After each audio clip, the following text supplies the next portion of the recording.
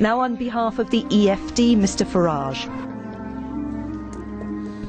Well, good morning, Mr Schulz. President Schulz, I know it's my job to congratulate you, but given that we knew this result 2.5 years ago as a result of a stitch-up, there really doesn't seem to be much point. I mean, after all, nobody in Europe would ever, modern-day Europe, would ever have a big, powerful job that was decided by a full, open process. I'm sure Mr Barroso would agree.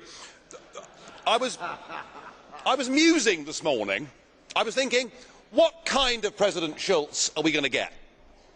Are we going to get a dignified, calm, a figure that behaves like the Speaker of all great parliaments around the world, somebody who puts himself above politics and the nitty-gritty of the day-to-day arguments and is an ambassador, indeed a statesman?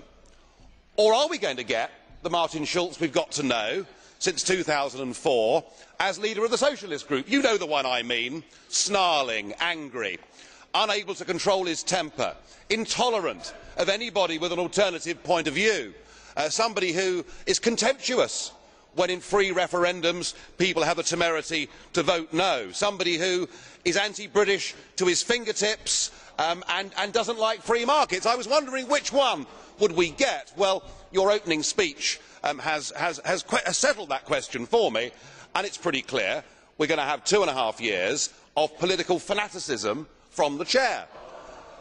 And I have to say, only a third world country, only a banana republic would want to have an overtly political president of a parliament, but it's what we've got.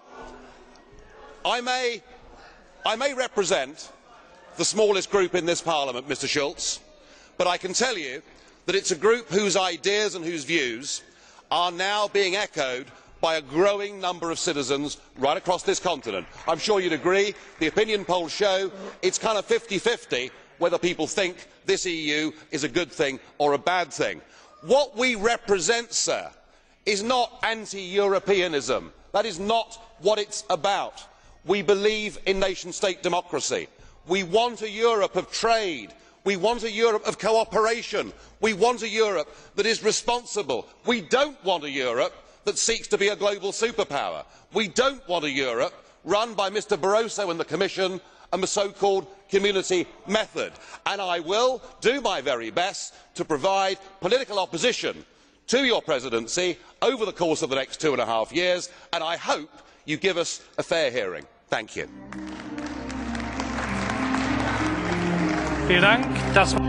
Thank you very much. And now, on behalf of the unattached